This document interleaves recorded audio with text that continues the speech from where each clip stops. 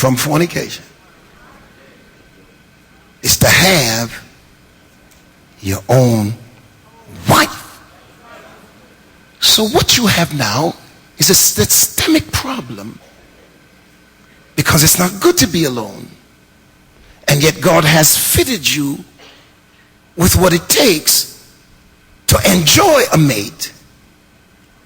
And this mate relationship can be so intense that it threatens one's walk with God.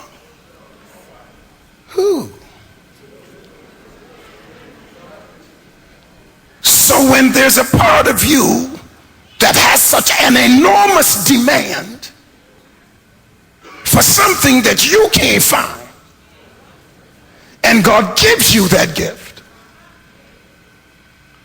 then you can't leave God out. Because I can't manage myself without God. So how can I manage somebody else without God? Ooh, I feel. See, singleness many times is not a punishment. It's preparation. Ooh, I think I missed you. And rejection is often direction. Oh, don't let me miss you here. Don't let me miss you. Don't let me miss you. Because if that ain't the one, just put a whole lot of rejection up in here.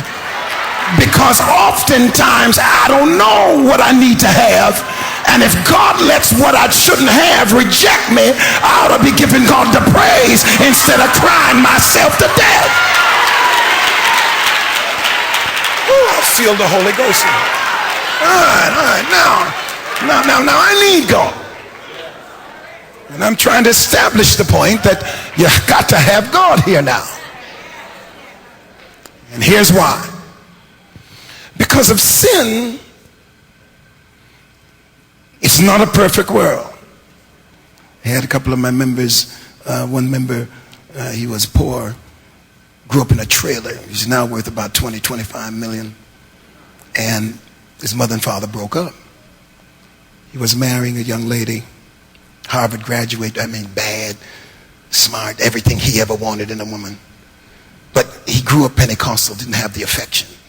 I remember in New York, Trump Tower, when sitting down talking, and a couple came in. He came in with his friend and the couple and his wife to be, and of course I was the only one by myself sitting over in the chair. So we're having this discussion, see, marvelous discussion. I look up and he's sitting on the couch over here with me. The other guy's sitting there with his wife to be, and his wife to be sitting over there by herself. And I'm trying to spine it out. Well, when we had the discussion, which we had to have, he grew up in a church situation, where sententious, pretentious, ungodly holiness, where there was no expression of affection.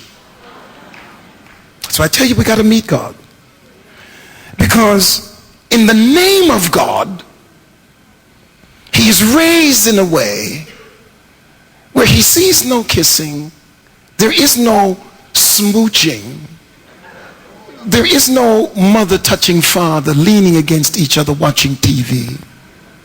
There's always this separation because we don't want the children to see. We don't want the children to grow up.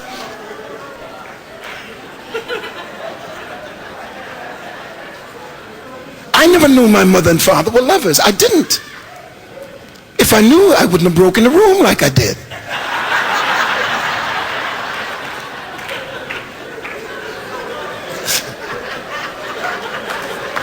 See, you can teach your children how to be mothers and fathers by how you operate within the home towards them. But you teach them how to be wives and husbands by how you interact with your mate in their presence. And a lot of fellas failed to get the understanding of affection.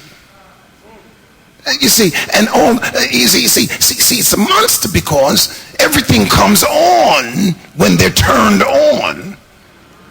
But a man is turned on physically, whereas a woman's turned on psychologically. So if you don't caress her mind, then she don't want you to touch her body.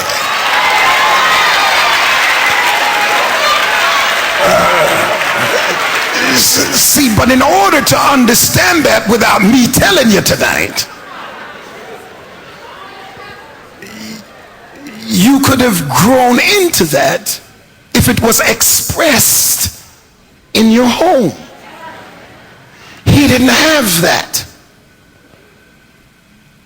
Her mother and father are married over 50 years. His broke up. It's not a perfect world. So I'm on the phone with both of them, and the argument now is prenup. Says, I want a prenup. Says, I don't want anything that we make together. I just want what I bring in case we break up. I just want this 20 million. That's it. I ain't asking for just if we make 40, 50 million, you can have half of that. But these 20 right here, these 20. I asked him, I said, I asked him, do you love her unconditionally? He said, yes. I said, if you do, then the prenup don't matter. I said to her, do you love him unconditionally? She said, no. I said, what would be the conditions that you would leave? If he hit me or if he has another woman? Not a perfect world. He may do it. Shouldn't do it. So I said, that sounds like prenup to me.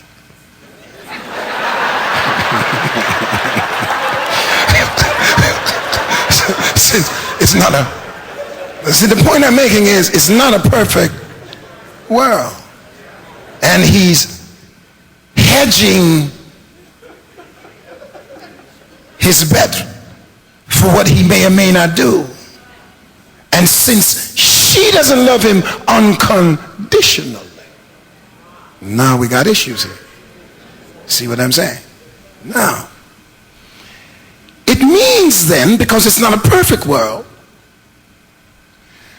that the character and the extent of the lover is going to always be tested by the object of love. Oh, Jesus. Whew. Because the measure of love in its greatest presentation is actually how much it can sacrifice. All right, now, this is why I need God now, brethren. I need God. And I already failed him one time, and I sure ain't going to fail him again. I already messed up one time. I messed up one time. Maybe I ought to go back and fix it, but I messed up one time.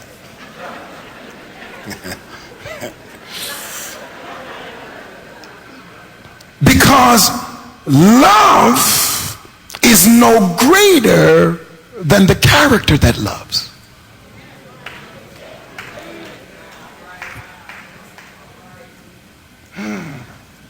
Because now when you start talking about teaching me how to love you, now we got to ask a question. I was in Jean-Georges in New York once, and I was with my sister Grace, and we started talking about love. And the issue now was she talked about having broken up with Jean-Paul.